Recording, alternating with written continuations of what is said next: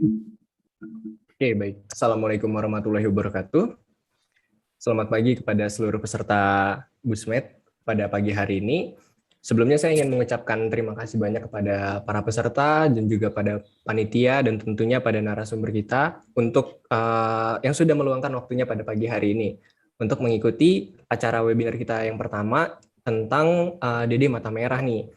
Dan seperti yang teman-teman lihat juga, narasumber kita pada pagi hari ini ada Dr. Gisela Hazanisa, spesialis mata.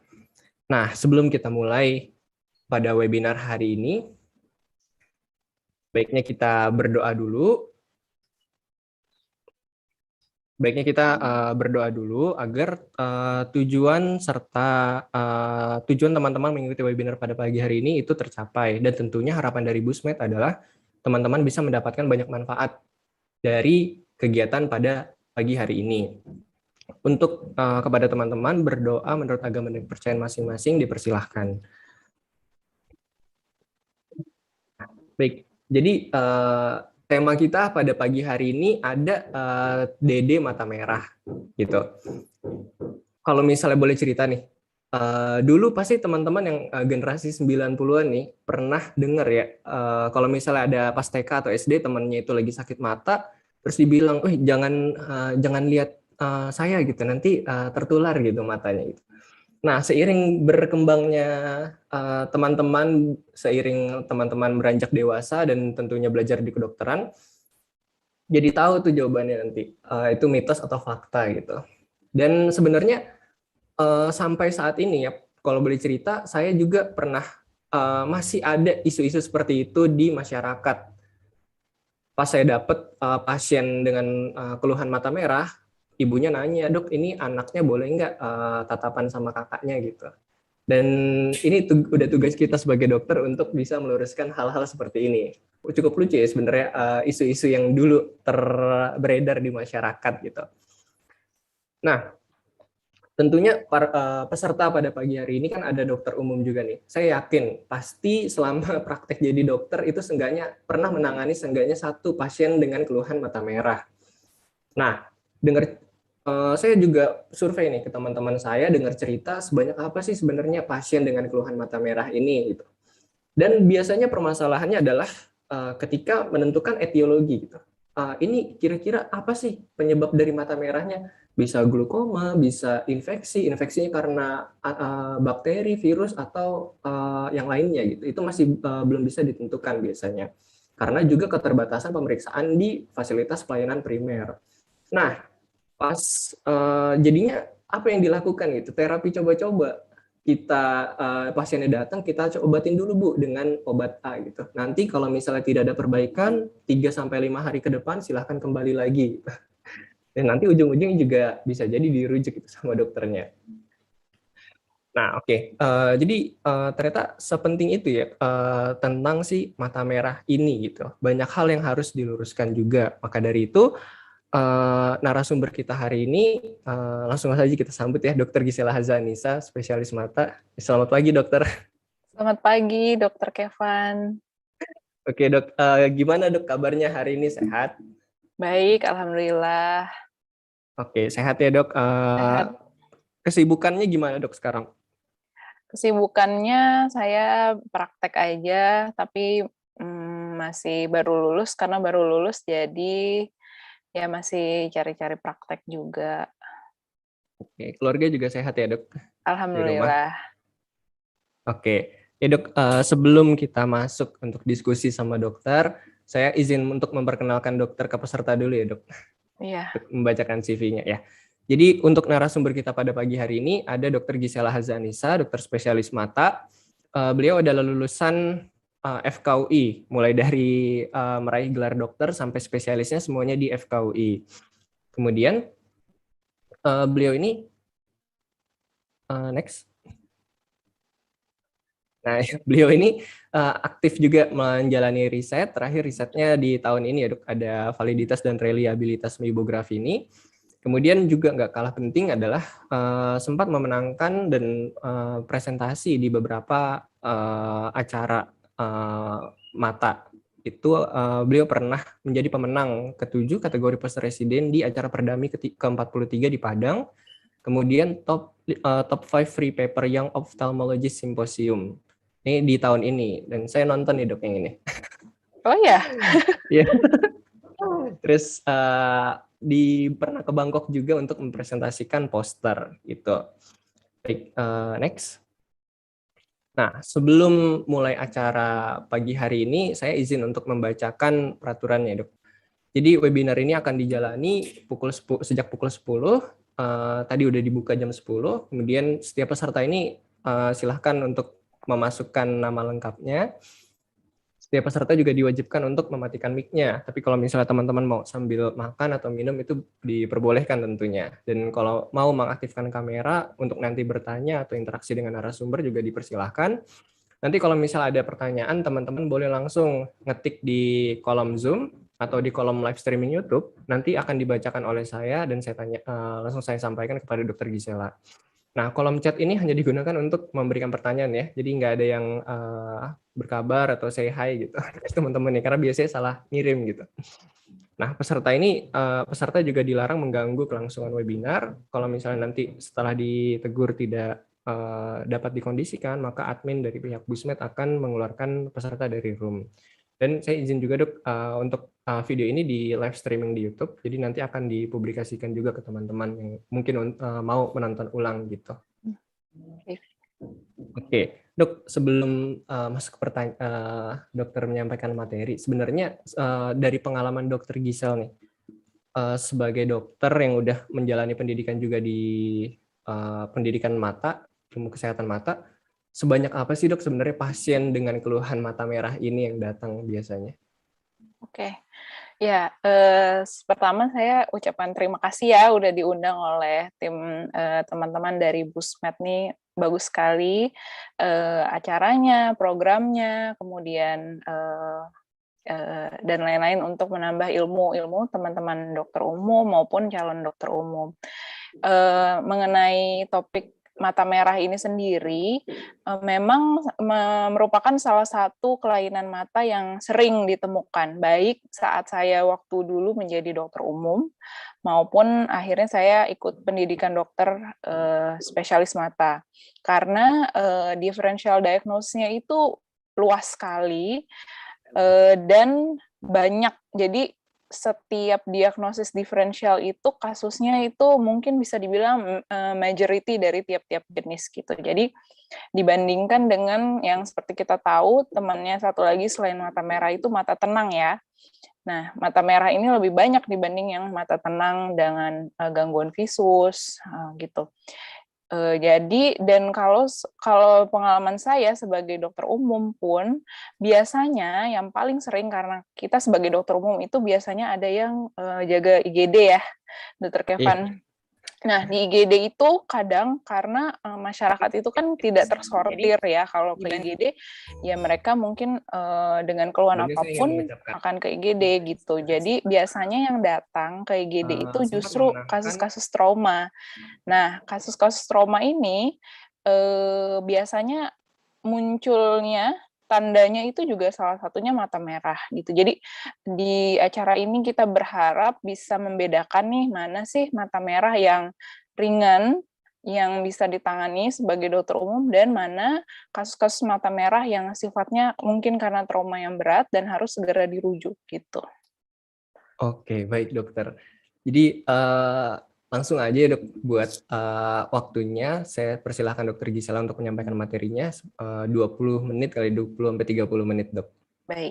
Kepada dokter Gisela dipersilahkan. Oke, saya share screen dulu. Suaranya dari tadi jelas ya? Jelas dok. Oke. Assalamualaikum warahmatullahi wabarakatuh. Terima kasih tadi sudah diperkenalkan oleh Dr. Kevin. Saya Dr. Gisela Zanisa. Pagi ini insya Allah kita akan menyampaikan materi mengenai diagnosis diferensial mata merah. Nah, sebagai pembukaan, kita hari ini rencananya saya ingin menyampaikan ke teman-teman pembahasan mengenai bagaimana sih kita itu membangun anamnesis dan pemeriksaan fisik, karena memang tidak bisa dipungkiri kedua hal ini itu suatu hal yang penting sebagai dokter sehingga kita bisa membuat suatu diagnosis gitu.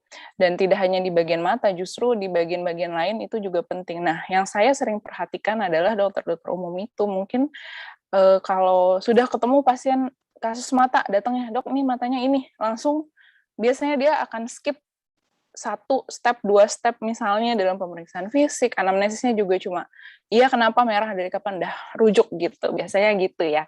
Jadi saya ingin, menceritakan kembali nih, pentingnya si anamnesis dan pemeriksaan fisik. Nah, kemudian dari anamnesis dan pemeriksaan fisik, baru kita akan bisa membangun diagnosis banding. Nah, bagaimana sih akhirnya dari diagnosis-diagnosis banding itu kita tegak sebuah diagnosis? Yaitu dengan mengenali gambaran klinis dan akhirnya kita bisa menata laksana. Nah, memang, nanti akan saya jelaskan juga ternyata kasus-kasus mata itu beberapa adalah, kompetensi ya, kompetensi dokter umum. Jadi memang harus tahu dan kompetensinya itu yang level 4, jadi bisa menyelesaikan di taraf dokter umum. Nah, terus yang kemudian tidak kalah pentingnya, yang kita harus ingat kembali nih sebagai dokter umum juga adalah anatomi mata. Jadi kalau dilihat dari anterior, mata itu terlihat dari sini ya, ini kelihatan nggak ya Dokter Kevin saya annotate Terlihat, ini? terlihat. Kelihatan ya. Oke. Jadi di sini kita bisa lihat ini adalah yang disebut palpebra, kemudian ada silianya atau bulu matanya, kemudian di sini palpebra inferior. Nah, mata itu memang terlihat dari luar ada yang hitam ini merupakan bayangan dari iris, tapi di luarnya itu dilindungi oleh suatu lapisan yang disebut dengan kornea di sini. Nah, kemudian bola mata itu sendiri yang merupakan sklera itu dilindungi satu lapisan tipis yang disebut dengan konjungtiva. Nah, konjungtiva juga tidak hanya simple sebuah ya udah kita sebut konjungtiva aja, tapi ternyata dia dibagi. Ada yang disebut dengan bulbar konjungtiva atau konjungtiva yang menempel ke bola mata. Kemudian ada yang disebut dengan palpebral konjungtiva atau konjungtiva palpebra. Yang ini adalah yang melapisi lapisan di balik dari palpebra. Jadi di sini ya, ini yang saya tunjuk ini merupakan konjungtiva palpebra, atau bisa juga dibagi dengan salah satunya itu konjungtiva tarsal. Jadi di balik palpebra ini ada yang disebut dengan lapisan tarsus di dalamnya, sebuah tulang lunak ya, yang ini.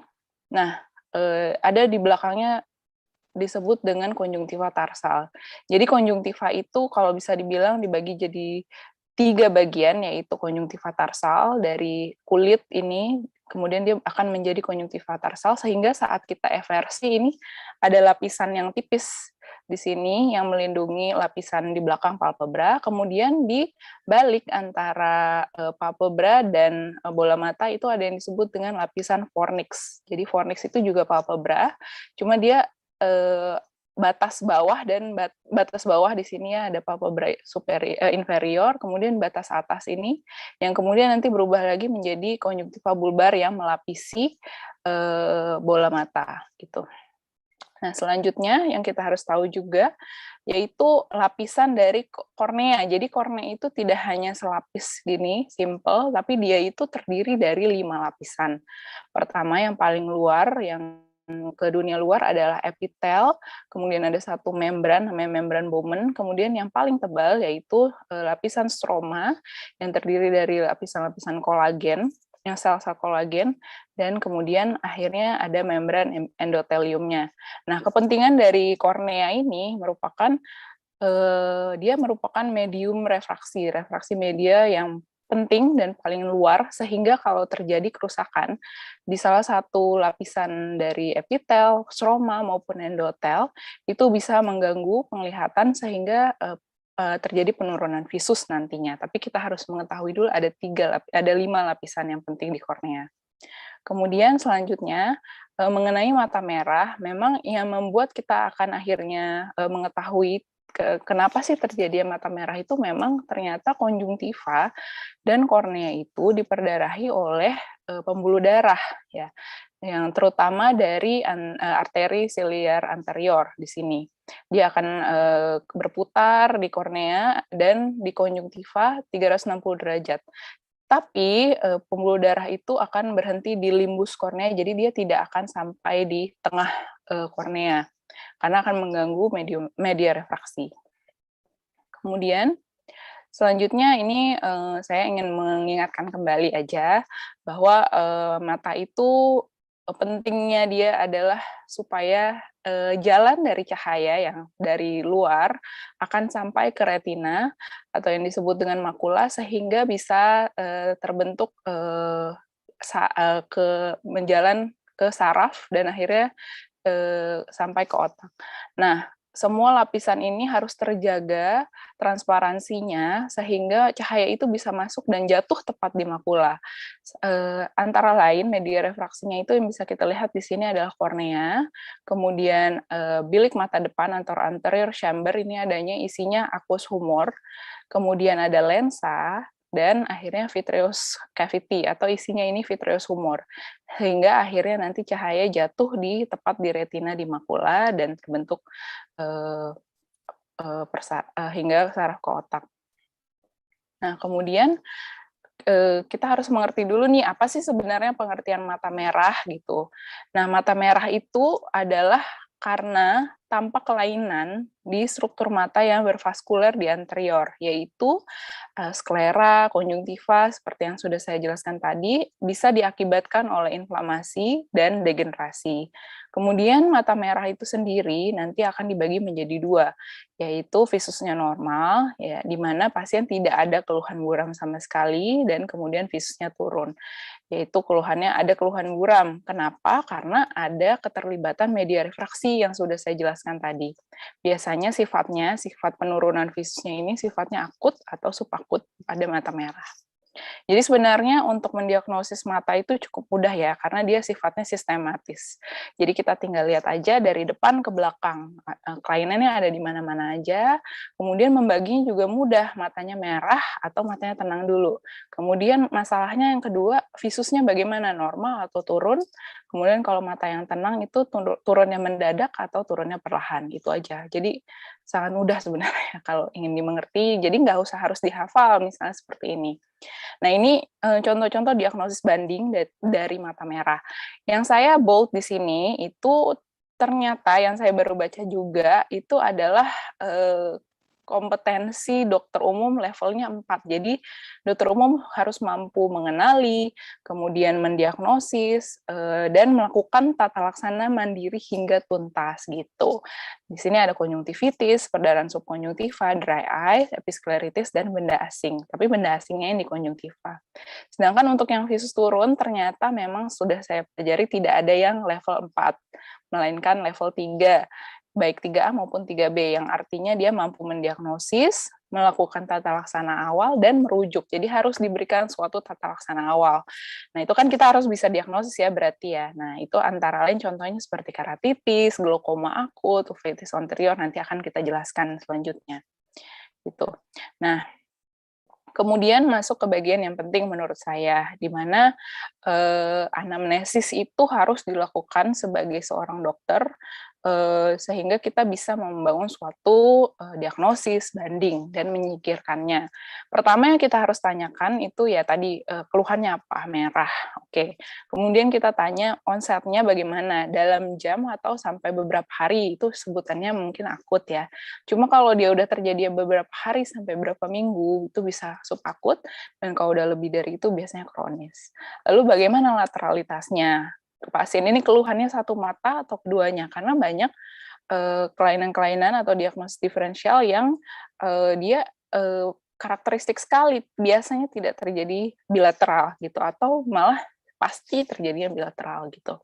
Kemudian bagaimana gejala penyertanya? Nah, untuk hal ini yang penting itu adalah kita tanyakan pada pasien mata itu buram atau tidak, gitu. Kemudian ada nyeri, sakit kepala atau tidak, silau, ada rasa mengganjal, kemudian riwayat sebelumnya ini juga penting, trauma. Ada trauma nggak, jatuh, atau kena kelilipan, kecolok, gitu kan. Kemudian adakah riwayat operasi mata terutama, kemudian aktivitas sehari-harinya apa pasien ini. Kemudian ada penyakit sistemik atau tidak, karena banyak kelainan mata yang manifestasi dari penyakit-penyakit sistemik gitu.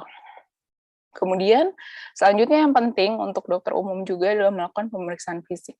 Ini beberapa yang saya tulis di sini adalah menurut saya basic yang pemeriksaan fisik semua dokter umum harus bisa lakukan dalam memeriksa pasien mata. Pertama, tajam penglihatan sudah pasti harus bisa dengan menggunakan Snellen chart. Atau kalau sekarang bahkan sudah ada Snellen yang tersedia di smartphone. Jadi kita sebagai dokter nanti bisa download aja aplikasinya, baik yang di iOS maupun yang di Android itu bisa semua. Kemudian nanti diatur mau kita jarak berapa, iPhone apa handphone kita jenisnya apa, nanti ditaruh di depan pasien dengan jarak yang sudah mereka kasih tahu di apps, lalu kita bisa assess tajam penglihatannya. Jadi nggak ada alasan lagi, nggak ada Snellen gitu ya. Kemudian kedua yang kita harus bisa lakukan sebagai dokter umum juga adalah pengukuran tekanan bola mata, perpalpasi. Jadi dengan menggunakan digital jari tangan kita. Ini memang pengukuran tekanan bola mata yang cukup kasar, tapi lumayan untuk seorang dokter umum harus bisa. Tapi memang ada beberapa notes pada beberapa penyakit tidak boleh dilakukan tekanan bola mata ya. Contohnya pada yang ada trauma tembus, kemudian ada ulkus yang sudah terlihat lebih dalam, nanti akan dijelaskan selanjutnya. Kemudian yang penting juga melakukan pemeriksaan bagian anterior dan fungsi dari saraf mata. Ini ada gambar yang saya tunjukkan, gambar center ya, karena maksud saya di sini adalah ini begitu simpelnya alat ini, jadi kita tapi harus bisa. Pertama kita harus bisa melakukan pemeriksaan refleks pupil secara langsung, tidak langsung, dan pemeriksaan RAPD. Kemudian kita juga dalam hal ini di mata merah ini harus bisa melakukan yang disebut iris shadow test untuk menilai kedalaman COA. Karena ada diagnosis diferensial mata merah yang glaukoma, jadi kita harus tahu cara periksanya. Dan ini kalau saya sering dengar nih, kalau dokter umum nih, kadang bingung nih, dok, iris shadow test yang gimana, kayak gitu biasanya. Kemudian kita juga harus bisa melakukan pemeriksaan fundoskopi direct. Kalau susah, ini seperti yang digambar ini, kalau susah, kalau sebagai dokter umum, saya bisa mengerti ini emang sulit dilakukan kalau pupilnya kecil, bisa dibantu dengan obat siklopegik. Tapi, notes lagi tidak boleh dilakukan pada yang pasien tekanannya tinggi, glaukoma, seperti itu ya, dengan obat-obat siklopegik.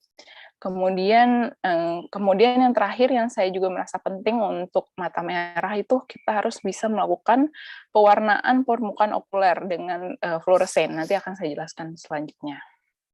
Nah, ini tekanan intraokuler perpalpasi. Jadi yang saya ingin notes beberapa pemeriksaan yang harus bisa kita lakukan, yaitu pertama pasien kita minta nutup mata dan melihat ke bawah, kemudian kita meletakkan 2 jari telunjuk ke bola mata, kita tekan 1 jari telunjuk ke bola mata dengan gentle, lalu kita nilai respons si bola mata terhadap tekanan yang kita berikan tadi. Kalau dia terlalu bola mata itu masuk dengan mudah, berarti TIO-nya sangat rendah.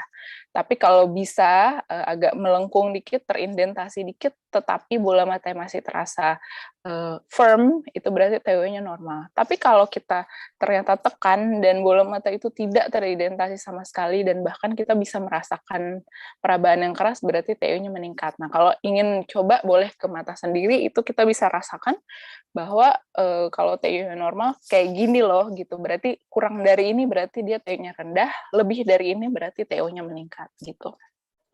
Tapi, yang TIO perpalpasi tadi tidak boleh dilakukan kalau ada trauma tembus, kemudian kalau ada ulkus kornea yang dalam dan tampak seperti sudah ada perforasi. Nanti kita akan ada gambarnya. Nah, kemudian untuk iris shadow test, yaitu kita menaruh si center tadi 90 derajat, jadi dari samping mata, kemudian kita nilainya dari depan. Kita sebagai pemeriksa menilai dari depan, tapi center kita taruh di samping pasien, lalu kita nilai nih. Apa sih yang disebut shadow? Ternyata shadow itu akan terbentuk seperti di gambar ini kalau irisnya itu maju ke depan, jadi dia menutup angle. Karena sinar yang kita kasih ke sini, dari arah samping tidak bisa sampai ke iris yang sebelahnya, makanya dia terbentuk shadow seperti ini gitu. Cuma kalau angle atau sudut bilik mata depan ini terbuka, maka sinar yang kita berikan dari samping bisa mencapai iris yang sebelahnya, sehingga tidak terbentuk shadow tadi. gitu. Nah, selanjutnya yang penting juga, ini mungkin jarang dilakukan dokter umum, tapi menurut saya ini penting karena di praktek dokter umum mungkin akan ketemu pasien yang butuh nih pemeriksaan pewarnaan dengan fluoresin. Jadi kita butuh beli aja ini yang fluoresin strip test, kemudian kita teteskan tetes artificial tears, kemudian kita letakkan di fornix pasien dengan pasiennya melihat ke atas, lalu nanti akan terbentuk kayak seperti pool berwarna kuning ini dan pasien diminta mengedip. Nanti setelah kebuka, kita center dengan funduskopi direct kita yang punya dengan pengaturan sinarnya yang cobalt blue seperti ini. Nah, nanti akan terbentuk seperti ini. Ini kalau tidak ada kerusakan epitel sama sekali, maka si fluoresin tadi tidak akan keluar warnanya, yaitu warna kuning gitu. Nah, cuma kalau ada defek pada epitel yang hingga mencapai stroma, dia akan terbentuk seperti ini kuning. Nah, ini juga kalau ini pada kelainannya ulkus, kalau ini pada kelainan misalnya bahkan dry eye aja bisa terjadi seperti ini karena ada punctate epithelial keratopati. Jadi dia bentuk kuningnya itu titik-titik seperti ini. Gitu. Jadi menurut saya ini penting karena dengan simple dan mudahnya, jadi tidak harus pakai slit lamp ya periksa ini karena bisa dengan fundoskopi direct dengan pengaturan sinar warna cobalt blue. Kemudian selanjutnya yang penting juga pengertian dari injeksi untuk mata merah. Jadi mungkin kita sering dengar sebagai dokter umum ada yang bilang injeksi konjungtiva.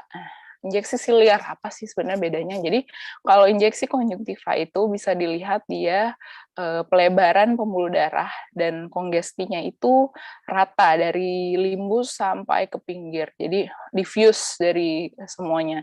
Sedangkan kalau siliar itu yang lebih padat itu kongesti dari pembuluh darahnya itu adanya di dekat limbus seperti ini. Jadi yang di dekat limbus itu sangat padat dan merah. Nanti kita kalau lihat gambar aslinya akan kelihatan. Tapi bisa juga dia mix. Biasanya terjadi pada kelainan-kelainan kornea. Sebenarnya apa sih yang membedakan? Jadi ternyata injeksi konjungtiva itu karena letaknya di atas pembuluh darahnya paling superior, paling anterior. Jadi ini adalah suatu reaksi yang terjadi kalau kelainannya itu juga masih di luar, superficial. Sedangkan kalau pembuluh darah yang siliar ini yang terkena karena di dekat limbus, berarti kelainannya lebih dalam lagi. Contohnya pada episkleritis, skleritis, maupun di iris. Jadi ada inflamasi di iris juga dia gambarannya injeksi siliar. Sedangkan kalau mix itu terjadinya pada kelainan kornea. Oke, akhirnya kita akan masuk ke diagnosis diferensial yang mata merah tapi visusnya normal. Nah, inilah yang paling banyak level kompetensinya level 4. Pertama, itu adalah konjungtivitis. Apa sih pengertiannya? Ya, seperti kita tahu, konjungtivitis artinya inflamasi konjungtiva. Tanda-tandanya apa saja? Yaitu adanya injeksi konjungtiva. Nah, seperti di gambar ini ya, dia difus dari pinggir limbus sampai ke seluruh bulbar konjungtiva. Dan pembuluh darah yang terkena itu juga superficial, seperti gambar ini. Dan ditandai juga dengan adanya discharge dari mata. Nanti akan ada jenis-jenis discharge-nya, dan kadang pasien merasa nyeri. Biasa dikategorikan akibat etiologi, yaitu infeksi dan non-infeksi, maupun onset, bisa akut, subakut, dan kronis. Nah, konjungtivitis ini, 80% dari kasus konjungtivitis itu ditangani oleh non-ophthalmologis, baik dokter umum, dokter anak, dokter penyakit dalam. Jadi biasanya mereka tackle dulu, baru kalau nggak berhasil, ya baru rujuk seperti itu ke dokter mata. Nah, gejala dan tanda klinisnya yaitu hiperemia karena adanya inflamasi dan bentuknya difus seperti gambar yang sebelumnya mengenai seluruh permukaan konjungtiva. Kemudian discharge-nya ini yang harus bisa kita bedakan. Kalau dia bentuknya bakteri, kalau dia misalnya disebabkan oleh bakteri, maka bentuknya biasanya purulen atau mukopurulen. Jadi dia mukoid yang putih-putih atau purulen kuning-kuning. Jadi putih kekuningan lah intinya. Nah, salah satu yang penting yang saya ingin notes di sini, bakteri itu salah satunya ada yang disebut dengan Neisseria gonorrhoeae. Nah, ini yang harus diingat-ingat betul karena kalau ini beda tata laksananya karena harus dirujuk. Beda dengan yang lain dan dia juga bisa jadi ada keterlibatan kornea. Dia sifatnya hiperakut, jadi mendadak sekali dengan discharge purulen yang sangat banyak dan progresif. Jadi kemarin yang enggak, hari ini iya, langsung dokter dia langsung datang dengan gambarannya seperti yang gambar ini bisa langsung dirujuk. Kemudian juga kalau etiologinya akibat viral atau alergi, dia itu bentuknya discharge-nya berair, watery. Kemudian ada gejala non-spesifik lain, yaitu gatal. Kemudian dari tanda-tanda klinis kita bisa lihat adanya papil, di sini gambarnya. Seperti ini ada elevasi kecil-kecil, merah, kemudian ada folikel, biasanya elevasi folikel dia dekat di fornix, jadi antara tarsal dan bulbar, dan cobblestone, itu pada pasien karena keratokonjungtivitis. Nah, untuk membedakannya dari beberapa etiologi konjungtivitis, maka kita bisa melihat dari sini, yaitu kalau bakteri selain matanya merah, mengganjal, discharge-nya mukopurulen, kemudian ada papil. Kalau viral, dia itu yang lebih terlihat biasanya dia berair sekali, misalnya dia, dok ini airnya nggak berhenti-berhenti gitu. Bisa jadi juga pasien biasanya ada riwayat ISPA sebelumnya, kemudian kelainan konjungtiva tarsalnya biasanya folikel. Dan karena ini penyebabnya viral, maka kadang bisa terjadi limfadenopati preaurikuler. Sedangkan kalau alergi, itu memang dia ada riwayatnya pasiennya, riwayat alergi maupun atopi, dan ada terasa gatal. Discharge-nya sama dengan viral, yaitu watery. Tapi kadang dia tidak ada limfadenopati preaurikuler. Kemudian untuk tata laksananya, nah ini yang penting tadi seperti pembukaannya Dr. Kevin, bahwa pasien-pasien itu banyak yang mengerti bahwa konjungtivitis itu dilihat aja nular gitu. Padahal sebenarnya maksudnya itu adalah pasien kalau di rumah, satu rumah, kadang pasien yang sakit itu dia tidak menjaga hygiene-nya sendiri. Jadi tangannya bekas ngelap-ngelap, bahkan cuma untuk ngelap-ngelap berairnya tadi dia taruh, dia nggak langsung cuci tangan, itu bisa langsung nular sama orang yang serumah gitu. Jadi sebenarnya mesti kita edukasi sebagai dokter umum juga penting itu untuk menurunkan kecepatan penularan, yaitu dengan menjaga hygiene. Jadi itu perlu diedukasi sampai pasien yang ngerti banget, pasien dan keluarganya. Kemudian kalau konjungtivitasnya viral itu biasa self-limiting memang. Jadi obatnya hanya dengan simptomatik, bisa dikasih kompres dingin dan artificial tears. Sedangkan kalau konjungtivitasnya disebabkan oleh bakteri, sebenarnya terapi itu diberikan untuk mengurangi durasi penyakitnya aja. Jadi tapi bisa dikasih tetes mata antibiotik dengan beberapa contoh yang sudah saya tulis. Kemudian kalau konjungtivitisnya alergi, pasien diedukasi untuk menghindari pencetus, misalnya apa, debu atau dingin, seperti itu. Pemberiannya juga simptomatik, tata laksananya artificial tears, kompres dingin. Nah, ini ada notes, kalau pasien yang ditemukan itu dengan nyeri hebat, penurunan visus, keterlibatan kornea, maksudnya korneanya ada kelainan juga, dan ada yang tadi severe purulent discharge, dan kurang respon terhadap terapi yang sudah kita kasih selama 5 hari sampai 7 hari, langsung rujuk ke dokter spesialis mata. Oke, selanjutnya masih level kompetensi 4, yaitu subconjunctival bleeding, yang ditemukan perdarahan dari pembuluh darah di bawah konjungtiva, sifatnya itu painless, benign, dan self-limiting. Jadi pasien itu akan datang, dok saya nggak tahu kok bisa tiba-tiba merah mata saya gitu, dan nggak sakit gitu. Jadi biasanya pasien ini nggak sadar, tapi kata orang yang di sekitarnya bilang bahwa matanya merah gitu, dan dia biasanya langsung datang. Nah, penyebabnya itu traumatik, tapi traumatik yang di sini yang saya ingin tekankan adalah biasanya pasien tidak menyadari ada yang trauma. Misalnya seperti sering mengucek mata, eye rubbing, kemudian benda asing, misalnya dia lagi naik motor, terus kena kemasukan debu, dan dia mengucek, kemudian pasien-pasien yang memakai lensa kontak, dan ada riwayat operasi mata. Tapi kalau misalnya trauma yang lebih besar, misalnya terjatuh dari kendaraan, itu harus curiga ada kelainan bola mata yang lain. Jadi nggak boleh serta-merta kita bilang, oke, ini cuma subconjunctival bleeding, kalau dia terjatuh dari kendaraan, misalnya seperti itu. Tapi ada juga yang penyebabnya spontan, jadi tidak diketahui. Nah, biasanya faktor risiko dari yang spontan tadi itu biasanya pasien-pasien hipertensi, diabetes, hiperlipidemia, dan ada yang memakai obat pengencer darah. Jadi itu harus dimasukin ke anamnesis kita, gitu. Nah, tanda klinisnya biasanya areanya berbatas tegas perdarahannya, tidak nyeri, dan tiba-tiba akut, kemudian biasanya hanya unilateral dan tidak buram. Jadi ini penting ya, semuanya itu mengarah ke subconjunctival bleeding. Terapinya itu pasien harus diedukasi bahwa ini kalau subconjunctival bleeding yang simple, itu dia akan menghilang sendirinya dalam 1-2 minggu, tergantung jumlah yang terkena ini, subconjunctival bleeding-nya. Tapi bisa juga kita bantu dengan kompres dingin dan artificial tears. Yang penting untuk kita sebagai dokter umum, kita harus bisa membedakan nih, mana subconjunctival bleeding yang simple atau yang merupakan tanda bahaya.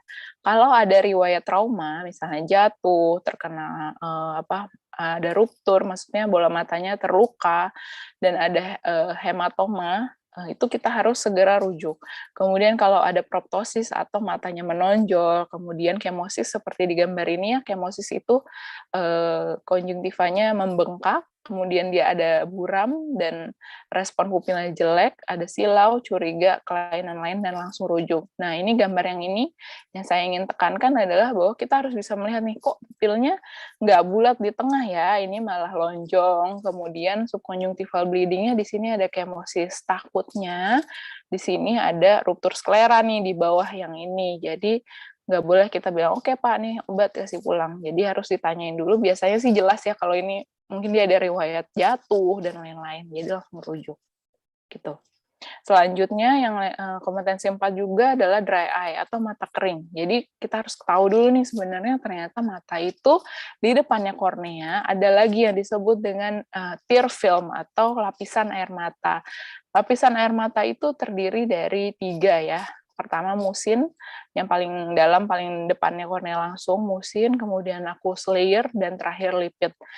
Fungsinya beda-beda. Kalau lipid ini karena dia paling luar, dia mencegah terjadi evaporasi yang terlalu cepat dari tear film. Jadi menjaga supaya korneanya tetap lembab, jadi dia menghambat evaporasi.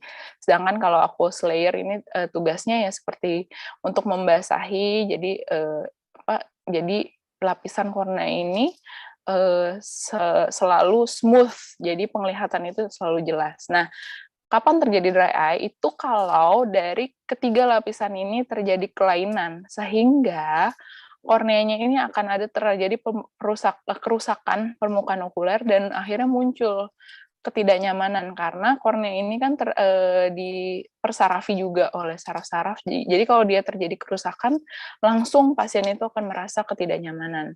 Nama lainnya bisa disebut keratokonjungtivitis sika, seroftalmia. Nah, etiologinya itu tadi yang sudah saya jelaskan 2 biasanya dibaginya. Bisa karena kurang produksi air mata yang bagian aqueous ini, atau karena terjadi evaporasi air mata yang berlebihan karena si lipid layer-nya ini yang terganggu gitu. Nah, gejala pasien biasanya mengganjal, gatal, tidak nyaman, kemudian pasien sering merasa berair, walaupun kita bilangnya mata kering, tapi respon dari mata itu kalau semakin kering, dia makin banyak mengeluarkan air yang menimbulkan ketidaknyamanan. Nyeri, terus kadang kemerahan, seperti gambar di bawah, silau, nah buram juga kadang dia bisa, tapi dia biasanya membaik kalau berkedip, atau kita tanya, tapi kok istirahat membaik nggak? Buramnya hilang, biasanya membaik. Gitu. Itu biasanya ke arah dry eye. Nah, pasien-pasien ini biasanya kita temukan sesuai faktor resikonya. Misalnya usianya sudah tua, kemudian pengguna lensa kontak, kemudian penggunaan komputer, pasien yang WFH gitu.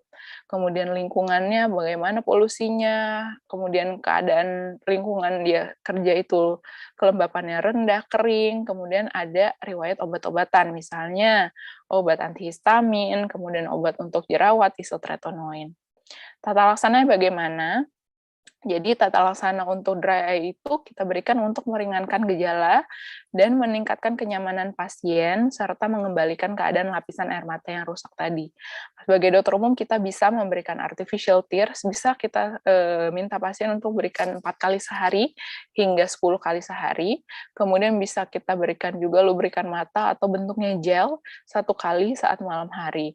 Tapi pastikan semua obat itu masuk ke dalam bola matanya, dan pasien juga diedukasi, misalnya tadi penyebabnya penggunaan komputer berlebihan. Nah, mintalah pasien untuk istirahat dengan rule 20-20-20. Jadi setiap 20 menit dia istirahat 20 detik dan melihat jarak 20 feet. Jadi 20 kaki itu sekitar 3 meter ya. 3 meter sampai 4 meter gitu. Nah, jadi edukasi juga penting sebagai dokter umum. Nah, kalau tata laksana sesuai etiologinya, kalau misalnya memang aqueous deficient, itu sebagai dokter mata kita bisa berikan punctal flux, atau kalau kelainannya di lipid layer, kita bisa minta pasien lihat hygiene. Tapi ini tidak sebagai dokter umum ya, karena kita harus cari etiologinya apa sih penyebab pasien dry eye, nanti dirujuk. Jadi tapi sebagai dokter umum bisa menjelaskan gitu. Kemudian yang level kompetensi yang 4 yang ada nih, itu adalah episkleritis. Nah, seperti kita tahu ya, kalau itis berarti inflamasi dari episklera. Nah, apa sih episklera itu? Jadi ternyata ada satu lapisan lagi nih antara konjungtiva dan sklera yang putih ini. Di bawah konjungtiva yang transparan, ada lapisan yang transparan lagi di bawahnya yang disebut dengan episklera. Nah, dia episkleritis ini kalau terjadi, bisa terjadinya difus seperti gambar yang di atas, maupun sektoral atau nodular sepertinya. Jadi ada yang menonjol sedikit dan dia peradangannya di sekitar tonjolan tersebut. Dia bisa bersifatnya unilateral atau bilateral. Nah, episkleritis ini seringnya itu idiopatik, jadi kita nggak tahu penyebabnya apa. Apa sih dok yang menyebabkan? Tapi memang sepertiga pasien-pasien episkleritis itu ada kelainan sistemik sebelumnya, misalnya autoimun, infeksi, seperti itu. Biasanya terjadinya pasien wanita, parubaya, tapi jarang pada anak gitu. Dan sifatnya juga self-limiting, jadi nanti akan hilang sendiri. Gitu. Nah, paling sering dia 80% kasus itu terjadinya unilateral dan paling sering juga difus gitu. Jadi ingat aja yang majority aja. Jadi kalau terjadinya unilateral, difus merah, ada nyeri tanpa discharge, kemudian silau dan kadang tidak ada penurunan visus ya, ini salah. Itu biasanya kita episkleritis. Nah, yang harus kita bedakan yaitu bandingkan dengan skleritis. Apa sih bedanya? Karena skleritis itu bukan level kompetensi 4 ya, jadi harus segera dirujuk dan tata laksananya harus lebih agresif. Itu pembedaannya adalah kedalaman pembuluh darah yang terkena. Kalau episkleritis itu adanya di episklera, maka skleritis itu adanya pembuluh darah yang sklera, jadi lebih dalam. Dan sifat tanda dan gejalanya itu kalau skleritis nyerinya tuh hebat sekali. Jadi bisa dibilang kalau kita pencet dikit aja, kita senggol dikit dia langsung mundur, kaget gitu, kayak kesakitan hebat gitu. Dan rasa nyerinya itu seperti menyebar, ada silau, berair, dan ada penurunan visus. Cara membedakannya lagi juga adalah dengan meneteskan phenylephrine dan diobservasi kalau dalam 10-15 menit. Kalau hanya episklera, biasanya pembuluh darahnya akan mengecil, blanching, jadi putih lagi. Tapi kalau dalam, yaitu disebabkan oleh skleritis, maka pembuluh darahnya tidak akan mengecil dan mata masih akan tampak hiperemis gitu. Sifatnya memang self-limiting, terapi juga kita berikan suportif saja berupa artificial tears, yang kalau bisa yang agak dingin, 4 kali sehari jadi dimasukkan di kulkas. Kemudian kalau memang beberapa pasien memang kadang butuh terapi kortikosteroid tergantung keparahan. Nah, tapi kita harus bisa membedakan dengan keadaan skleritis tadi ya, jadi harus dirujuk kalau memang lebih curiga ke arah skleritis. Kemudian yang selanjutnya adalah benda asing, tapi benda asingnya adanya di konjungtiva. Biasanya kapan sih kita curiga ada yang benda asing? Kalau tiba-tiba pasien merasa saya kok tiba-tiba ada yang kayak ganjel ya dok ya, gitu, sensasi benda asing, dan tiba-tiba biasanya pasien merasa kayak ada yang ganjel, mengiritasi, tapi dia tidak bisa menyatakan di mana, di titik mana, gitu. Dan terasa lebih parah saat mengedip. Ini contoh yang gambar ini ada benda asing di konjungtiva tarsalnya. Jadi dari anamnesis kita pastikan dulu ini gimana sih riwayatnya, ada riwayat trauma nggak tadi gitu, ada alat berat nggak, misalnya Bapak habis ngegerida besi gitu. Jadi kalau ada riwayat-riwayat trauma ini, kita langsung curiganya benda asing tersebut tembus bola mata, jadi langsung rujuk saja gitu. Kemudian tetap kita harus periksa visus, periksa korneanya, dan bilik mata depan dengan senter tadi.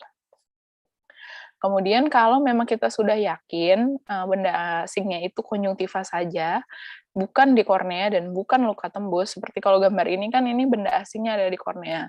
Itu kita bisa melakukan pengangkatan. Cuma kalau di kornea ini baiknya langsung dirujuk karena ini level kompetensinya 2. Gitu. Nah, kalau kita melakukan inspeksi kita juga harus melakukan inspeksi nih di fornix bawah dan fornix atas. Caranya kalau fornix atas kita eversi kelopak pasiennya, pasien diminta lihat ke bawah.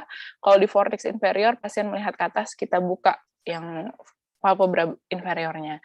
Kemudian kita juga harus inspeksi semua konjungtiva bulbar. Jadi pasien diminta lirik kanan, lirik kiri, lirik atas, lirik bawah, kita lihat semua udah bersih atau belum. Nah, kalau memang ketemu, maka kita bisa ambil secara gentle dengan cotton swab yang udah basah, jadi dibasahin dengan salin.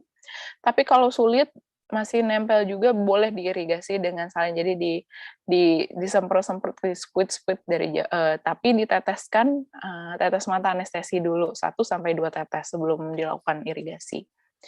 Tata laksananya bagaimana? Setelah bisa diambil, kita juga harus lakukan pewarnaan kornea dengan fluoresen tadi, supaya memastikan tidak ada erosi akibat benda asing yang sudah nempel dari tadi. Ini contoh gambar yang ini bisa dilihat ada erosi dari pewarnaan fluoresen, maka kita bisa lakukan kasih antibiotik, karena ini adalah luka, jadi kasih antibiotik. Tapi kalau setelah diangkat benda asing, semuanya bersih, tapi kok pasien masih ada ngejala mengganjal, berarti ada kemungkinan masih ada benda asing lain atau masih ada erosi kornea yang tadi kita periksa. Gitu. Tapi kalau tidak ada erosi kornea, kemudian gejalanya sudah hilang, tidak ada tanda peradangan, maka pasien boleh langsung pulang, tidak perlu follow up lagi. Kemudian pasien juga diedukasi kalau ada nyeri, merah, dan penurunan visus langsung kembali dan nanti akhirnya kita akan rujuk seperti itu. Nah, selanjutnya kita akan membahas mengenai mata merah yang visusnya turun. Nah, di sini pertama semuanya itu level kompetensinya 3A ya, yang paling tinggi. Jadi mampu menata laksana awal, tapi memang harus mampu mendiagnosis juga. Jadi pertama yaitu keratitis. Dia adalah inflamasi kornea. Jadi kerato itu adalah kornea dan itis adalah inflamasi. Ditandai dengan adanya edema dari kornea dan ada infiltrasi. Jadi infiltrasi itu nanti di mata akan terlihat seperti yang ini. Yang putih-putih ini adalah sel-sel radang semua di kornea. Dan ada injeksi siliar. Nah, ini bisa dilihat ya kalau injeksi siliar itu yang di dekat limbus, yang merah. Nah, kemudian etiologinya bisa dibagi, ada yang akibat infeksi, biasanya paling sering itu bakteri atau non-infeksi. Biasanya misalnya karena benda asing di konjungtiva tadi, dan tidak diobatin, jadi dia malah menjadi, jadi ada muncul sel-sel inflamasi. Kemudian ada trikiasis atau bulu matanya menusuk ke dalam mengarah ke kornea sehingga menusuk-nusuk dan akhirnya terjadi luka. Faktor risiko terjadi keratitis yang paling sering itu adalah lensa kontak. Jadi kalau pasien yang memang ada riwayat nih dia pakai lensa kontak, matanya merah, langsung kita curiga itu lebih ke arah lensa keratitis. Kemudian ada trauma okuler, ada riwayat operasi, dan kelainan permukaan okuler, misalnya akibat dry eye, dan lain-lain. Nah, nanti ada pemeriksaan yang perlu dilakukan ya, nanti selanjutnya dijelaskan. Nah, patologinya bagaimana sih? Jadi, kornea itu dia kalau intak, dia tidak akan terjadi gangguan sama sekali. Cuma kalau terjadi kerusakan pada epitel, sedikit saja dia bisa sel-sel radang itu akan menginfiltrasi sampai stroma, seperti di gambar-gambar ini. Dan stroma itu akan dirusak oleh si sel-sel radang tadi, hingga akhirnya menipis kornea yang bagian ada infeksinya. Biasanya pada anamnesis, pasien akan merasa mata merah, sakit, silau, dan buram ya, karena ini penurunan visus, karena dia sudah mengganggu media refraksi kornea.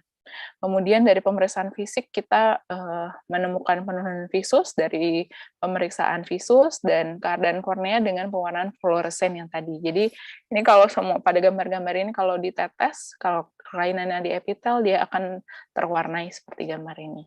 Nah, dari 3 gambar ini yang saya ingin tambah nih ilmunya adalah dari tiap etiologi itu gambarannya beda-beda. Yang paling kiri ini lihat kalau lesinya itu tegas, batasnya tegas, terus dia eksofitik jadi keluar, kemudian sel infiltratnya ke arah luar, ini biasanya disebabkan oleh bakteri.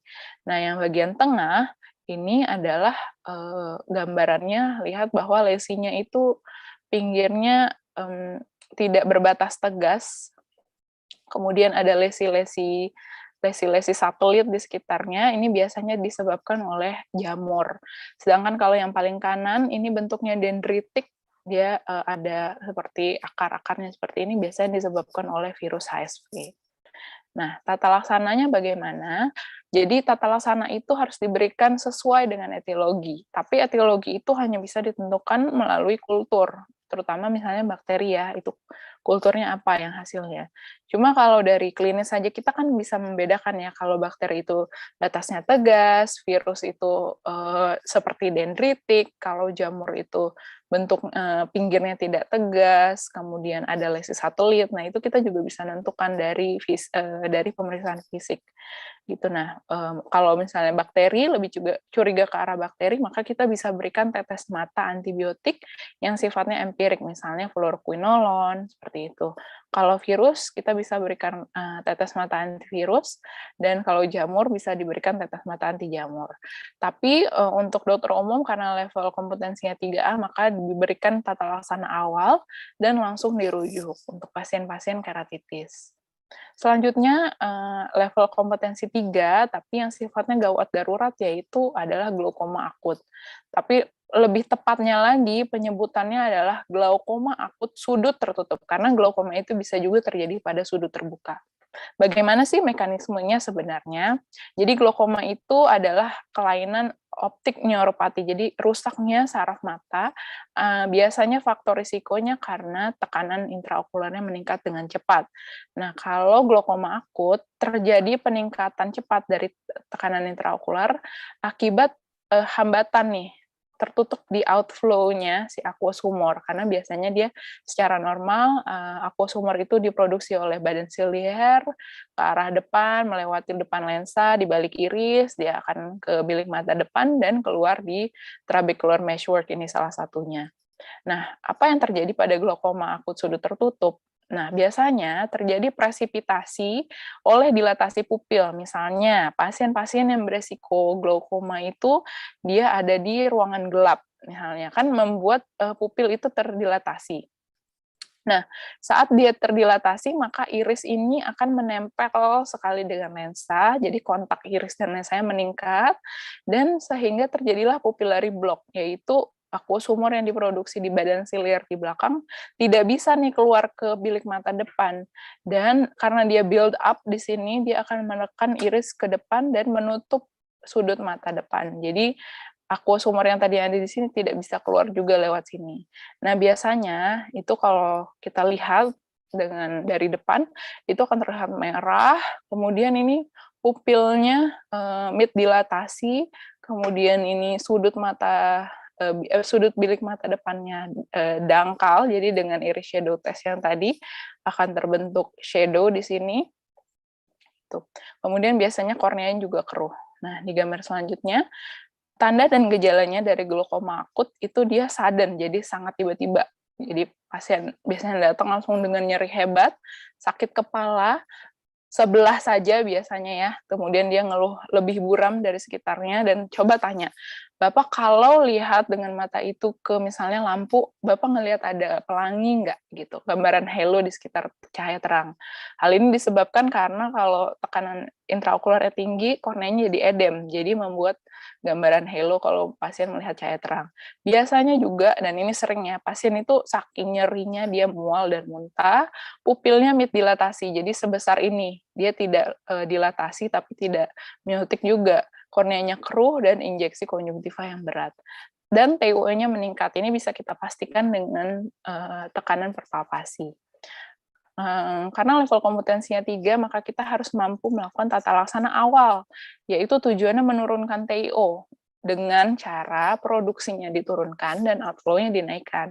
Biasanya yang kita bisa berikan sebagai dokter umum, bisa kita berikan obat oral, yaitu acetazolamid sebanyak 500 mg, dan diberikan tetes mata beta blocker, namanya timolol, salah satunya 0,5%, lalu langsung kita rujuk, karena pasien-pasien glaukoma akut butuh di follow up berkala setiap 1 jam TIO-nya apakah turun, yaitu biasanya dengan dokter spesialis mata dan harus diobati etiologinya tadi dengan membuka sudut bola matanya. Kemudian yang selanjutnya, yang penting juga adalah uveitis anterior. Jadi uveitis itu sendiri artinya adalah inflamasi jaringan uvea. Jaringan uvea di mata itu ada ya iris, badan siliar, dan koroid. Sehingga uveitis nanti dibagi, bisa yang anterior, intermediate, posterior, atau semuanya, atau panuveitis. Nah, uveitis anterior ini sendiri adalah inflamasi yang terjadi di iris, atau inflamasi iris dan badan siliar. Badan siliar itu adanya letaknya di belakang iris ini, yang tadi menghasilkan akus humor. Biasanya sebutnya kalau inflamasinya iris saja iritis, tapi kalau dua-duanya terkena iridosiklitis. Nah, gejalanya bagaimana sih? Biasanya pasien mengeluhnya nyeri dan silau, fotofobia, dan terjadinya biasanya unilateral. Kemudian pasien matanya merah, ada buram, kemudian injeksi siliar.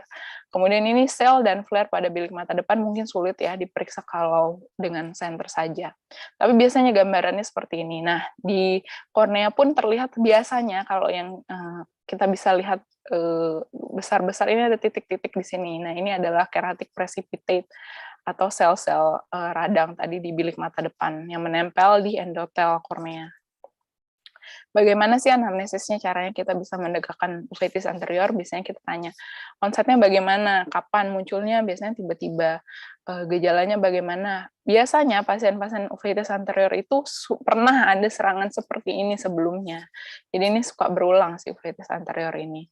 Dan ada riwayat penyakit sistemik, karena memang etiologinya penyakit sistemik lain gitu.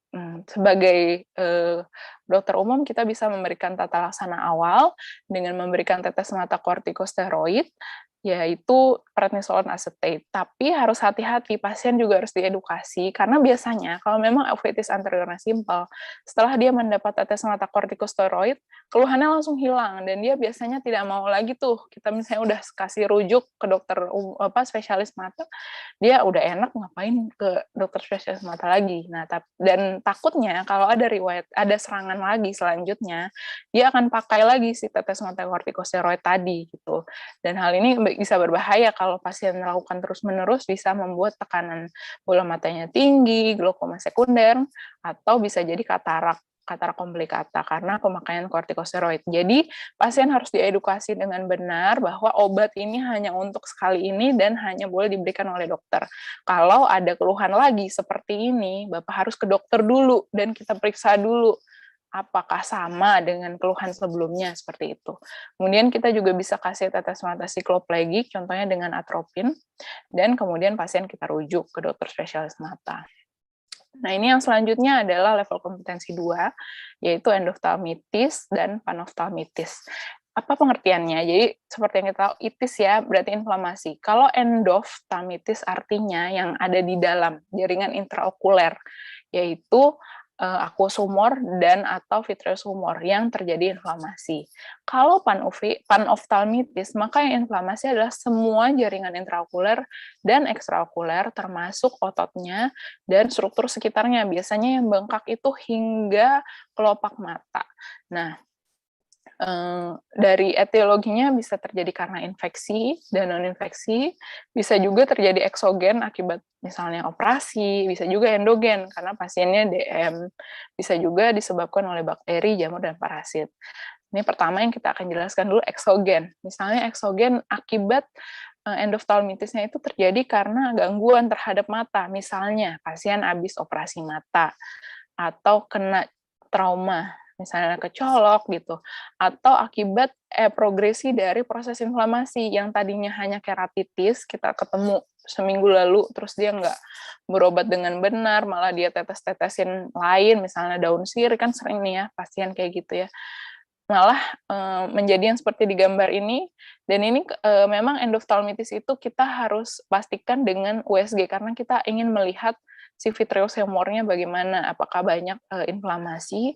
Nah, ini bisa terjadi endoftalmitis gitu. Biasanya kalau pasien pasca operasi intraokuler, dia bisa terjadi akut endoftalmitisnya atau kronik. Gejalanya itu buram, nyeri, mata merah, dan ada riwayat operasi. Tanda-tandanya kita sebagai dokter sulit melihat fundusnya ke belakang. Kemudian ada membran fibrin di depan pupil, jadi ada putih-putih dan hipopion. Kalau hipopion itu gambarnya yang ini ya, jadi dia ada sel inflamasi di bilik mata depan, kita lihat ada putih-putih di bawahnya. Seperti itu. Nah, kemudian ini tadi yang eksogen. Kalau endogen, biasanya penyebarannya bersifat hematogen. Biasanya nih pasien ada penyakit sistemik kronik, misalnya diabetes mellitus, HIV, keganasan, ada riwayat transplantasi, pokoknya yang membuat pasien menjadi imunosupresif keadaannya, dan lebih sering disebabkan oleh jamur. Tata laksananya, untuk endoftalmitis dan panoftalmitis, karena ini merupakan keadaan serius yang berpotensi mengancam penglihatan, maka pasien segera dirujuk. Jadi kita sebagai dokter umum tugasnya untuk mengenali, mendiagnosis, dan langsung merujuk gitu. Jadi nggak usah ditata laksana dulu, langsung rujuk dulu ya. Nah ini saya ambil dari satu jurnal, dia kesimpulan aja sih atau review summary dari semua differential diagnosis mata merah. Misalnya nih iritis itu simptomnya yang karakteristik apa, exam findings-nya apa. Kalau glaukoma ini yang saya merahin yang penting-penting aja ya. Glaukoma itu biasanya ada mual, muntah, sakit kepala gitu. Terus tekanan perpapasnya tinggi sekali, dan endoftalmitis itu nyeri hebat, fotofobia, ada riwayat operasi, trauma. Kemudian dari pemeriksaan kita temukan tadi hipopion, yaitu pus di bilik mata depan. Nah, sebagai take home message-nya, untuk dokter-dokter umum sekalian, saya boleh titip kalau kita melakukan anamnesis dengan tepat dan pemeriksaan fisik yang lengkap sebagai ranah dokter umum, untuk biar kita bisa menyingkirkan diagnosis banding. Dan yang penting juga kita harus mengetahui key point nih, karakteristik apa sih di tiap-tiap penyakit yang membedakan dia dengan penyakit lainnya, sehingga kita lebih mudah untuk menegakkan diagnosis. Sehingga akhirnya kalau memang kompetensi kita bisa kita berikan edukasi dan tata laksana dengan tepat, bisa kita selesaikan. Cuma kalau misalnya memang kompetensinya untuk dirujuk, maka kita bisa rujuk dengan tepat. Jadi rujuk misalnya kompetensi kita adalah tata laksana awal, maka kita sudah berikan tata laksana awal dulu. Cuma kalau kompetensi kita level 2, maka langsung kita rujuk setelah kita diagnosis. Sekian presentasi saya, semoga bermanfaat. Assalamualaikum warahmatullahi wabarakatuh. Waalaikumsalam warahmatullahi wabarakatuh. Baik, terima kasih banyak buat Dr. Gisel. Ini pembahasannya sangat lengkap ya menurut saya. Kayaknya lebih lama ya, sorry ya. Iya, Bapak, Dok. Saya baru sadar jam 11. Oh, teman-teman yang lain juga kayaknya terhipnotis deh, Dok. Tidur ya. Menyimak, Dok, ini. Nah, ya. Jadi untuk teman-teman, sekarang kita buka sesi pertanyaan selama mungkin 10-20 menit kali ya, Dok. Untuk teman-teman yang mau bertanya, dipersilahkan. Oh, nih, langsung ada, Dok. Saya bacain ya, Dok, pertanyaannya. Izin bertanya, Dok, terkait konjungtivitis alergi, di puskesmas saya beberapa kali mendapatkan kasus konjungtivitis alergi yang khas. Namun di puskesmas terkadang hanya terdapat antibiotik tetes mata, sehingga terpaksa diberikan antihistamin oral. Namun pasien balik lagi 3 hari tanpa ada perbaikan klinis. Kira-kira sebaiknya diberikan apa ya, Dok, dengan keterbatasan tersebut? Pernah mau diresepin obat di luar, tapi sebaiknya diresepin antihistamin tetes mata yang merek apa ya, Dok? Mangga, Dok. Iya, terima kasih pertanyaannya. Jadi kalau memang konjungtivitisnya itu kita harus pastikan dulu nih, benar-benar alergi atau viral ya, karena kalau ini benar sih, dia kadang memang kalau viral itu biasanya kita kasih obat sembuh gitu. Cuma kalau alergi, yang justru paling penting adalah dia harus tahu dulu ini disebabkannya apa gitu. Apakah debu atau dari binatang seperti itu. Jadi dia harus mampu disingkirin si pasiennya dari pencetusnya tadi gitu. Kalau saya boleh bilang kalau untuk obat ya memang tetes antihistamin tuh ada, tapi di Jakarta aja kita kadang susah nyarinya gitu. Jadi kalau misalnya di puskesmas seperti ini kan di luar, saya takutnya nggak tersedia. Jadi yang kita bisa lakukan adalah tadi edukasi apa namanya, pencetus alerginya apa, minta pasien untuk menyingkirkan, kemudian kita kasih terapi-terapi suportif, misalnya artificial tears, karena artificial tears itu berguna untuk membilas, jadi membilas sel-sel inflamasi yang pencetus alergi di konjungtiva, jadi dia bisa lebih sering, jadi apa namanya, sel-sel yang membuat alergi di konjungtiva itu bisa hilang. Jadi boleh lebih sering, misalnya 6 kali, tiap 3 jam, tiap 2 jam boleh dikasih pasiennya. Antihistamin oral boleh untuk mengurangi gatal ya, tapi yang paling penting itu sih tadi menghilangkan pencetus. Cuma kalau memang terpaksa harus pakai antihistamin oral, antihistamin tetes, biasanya yang merek isinya itu adalah olapatadin. Jadi tapi susah sih sebenarnya, memang agak dicari juga di Jakarta gitu ya. Jadi yang paling penting itu sih tadi saya bilang, dihilangkan pencetusnya aja. Oke, jadi dikasih artificial tears itu untuk fungsi drainase juga ya, Dok? Tidak menyelesaikan akar permasalahan, tapi dia mengurangi keluhan seenggaknya. Iya. Jadi tadi yang saya bilang dia suportif. Jadi dia karena kan akar permasalahan itu alergi ya. Jadi kan kalau kita alergi terhadap itu kan terbentuk sel-sel yang TH segala macam itu. Tapi kalau dengan dikasih tetes mata artificial tears itu bisa membantu dia si selnya tidak terlalu padat lagi di situ, jadi dia dilusi gitu, jadi nggak banyak reaksi radang lagi di situ gitu. Cuma kalau terpaksa ya itu tadi ya olapatadin kalau ada. Oke, Dok. Oke, baik. Silahkan untuk pertanyaan yang lain, yang teman-teman mau cerita masalah di puskesmas juga nggak masalah, atau selama praktek. Nah ini, Dok, ada lagi. Izin bertanya, Dok, bagaimana cara memberikan edukasi kepada orang-orang yang tidak menggunakan obat tetes steroid? Untuk tidak menggunakan obat tetes steroid. Karena biasanya mereka beli sendiri, dan habis itu langsung enakan. Iya, memang. Obat dewa ya, Dok, biasanya. Benar, di semua bidang ya kayaknya itu obat dewa ya. Karena pasien keluhannya hilang aja, mendadak hilang gitu. Jadi makanya kita kalau memberikan kortikosteroid tuh beberapa penyakit tuh penting kita kasih, dan tapi ada juga yang kita harus bisa pertimbangkan dulu, misalnya kita kasih penyakit yang lain. Nah, biasanya apa nih penyebabnya kita kasih kortikosteroidnya apa? Misalnya yang dari yang kita bahas hari ini sih yang paling bisa dapat kortikosteroid itu hanya episkleritis gitu. Tapi itu juga bisa karena dia self limited, jadi kita nggak terlalu harus bisa kasih juga nggak apa-apa sebenarnya gitu kan. Misalnya pada kasus apa yang harus kortikosteroid ya, sebagai dokter umum kalau menurut saya sih nggak ada ya kita bisa ngasih kortikosteroid. Misalnya pasien, biasanya nih yang sering saya perhatiin sih hordeolum ya. Biasanya hordeolum itu dokter mata itu dokter umum itu biasanya kasih yang salep mata isinya kortikosteroid atau tetes mata kortikosteroid. Jadi sebenarnya itu juga ada, saya pengen meluruskan sedikit sih, sebenarnya kalau keadaannya hordeolum justru yang kita mesti bisa jelaskan ke pasien itu adalah dikompres hangat dan dikasihnya salepnya antibiotik bukan kortikosteroid gitu. Jadi yang bikin dia cepat menghilang keluhannya kalau pasien hordeolum itu adalah di kompres hangatnya itu dibanding dikasih kortikosteroid gitu. Jadi dikompres hangat aja yang sering, kemudian dikasih salepnya antibiotik gitu.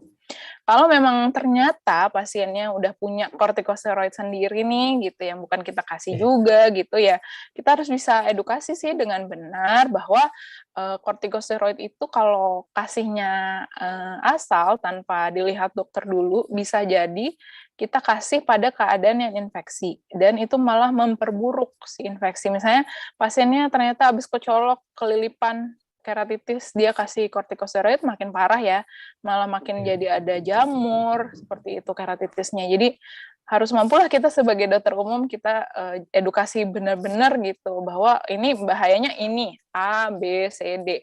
Bapak bisa matanya lebih parah, tekanan bola mata tinggi bisa jadi buta gitu sih biasanya ya edukasi yang memang kasih tahu aja paling buruk-buruknya gitu. Jadi pasien lebih oke, bahwa ini bahaya kalau saya pakai asal-asalan gitu.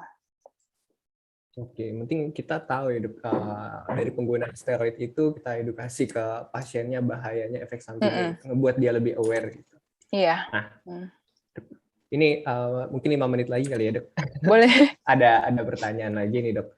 Jadi sebenarnya kan pada kasus mata itu tentunya dikasih obatnya bentukannya tetes atau salep ya dok di mata. Tapi kalau misalnya karena keterbatasan fasilitas atau keterbatasan obat, bisa nggak sih ketika ada infeksi konjungtivitis karena bakteri kita kasih oral gitu, obat yang oral?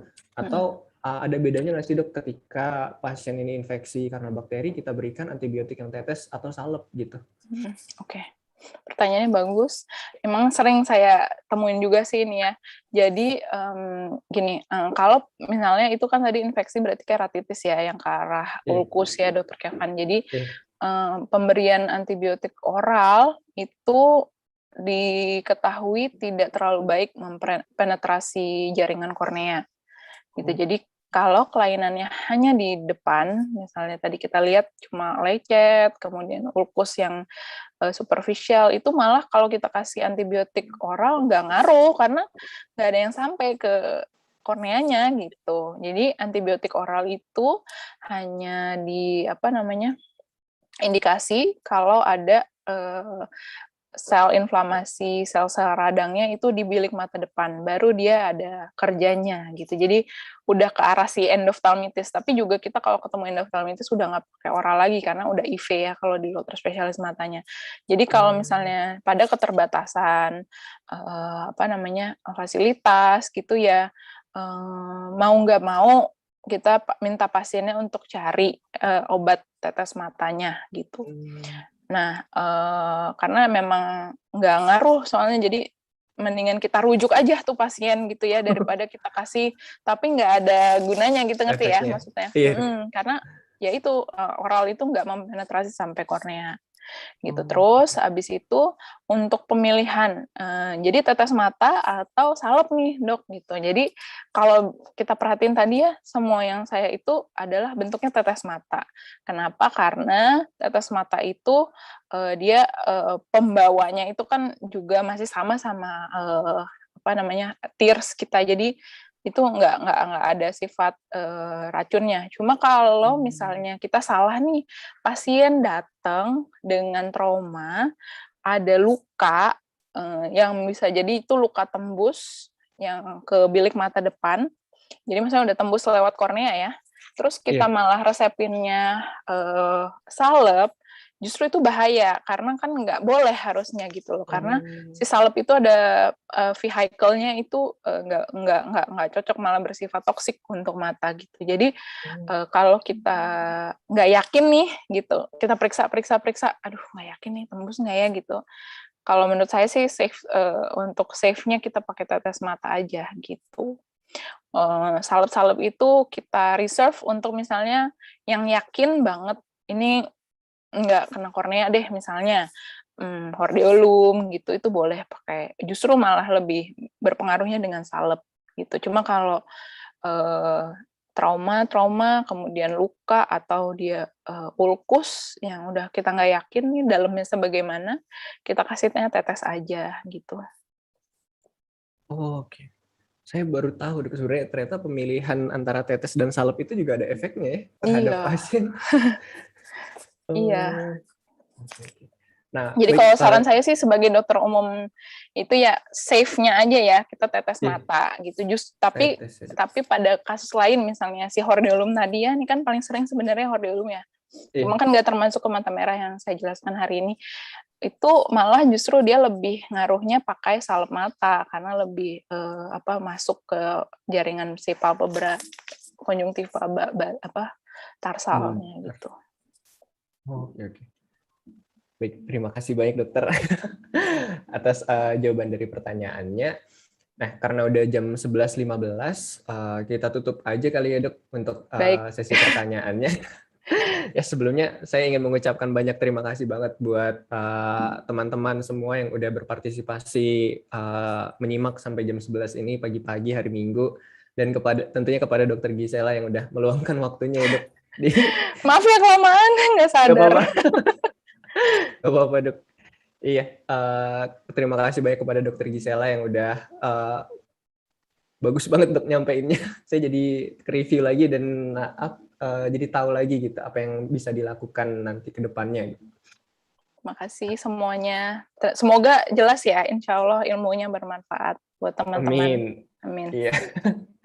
Baik, kita tutup mungkin webinar pada pagi hari ini. Semoga dari kita semua, dari Dokter Gisela menyampaikan ke teman-teman itu bisa diterima manfaatnya, bisa banyak manfaatnya untuk teman-teman semua. Bagi yang dokter umum praktek atau yang nanti menjalani UKM PPD, ini sangat membantu tentunya materinya. Ya, baik, kita tutup webinar kita hari ini. Mohon maaf atas segala kekurangannya. Dokter Gisel ada yang mau disampaikan lagi Dok? Nggak, ke teman-teman sebelumnya? Udah sih sebenarnya kalau belajar mata gampang. Tadi saya bilang ya sistematis saja. Jadi lihatlah dari depan ke belakang, periksanya juga dari depan ke belakang gitu. Bisa kok gampang. Iya. Terima kasih banyak juga Dok. Tadi udah ada take home message-nya ya. Iya. Disampaikan oleh Dokter Gisel. Saya selaku moderator dari Busmed, Keivan, undur diri. Assalamualaikum warahmatullahi wabarakatuh. Waalaikumsalam. Terima kasih, Kevin. Sampai ketemu teman-teman semua tim Busmed. Terima kasih banyak Dok. Nanti saya kontak ya Dok. Yuk, dah. Ya. Assalamualaikum.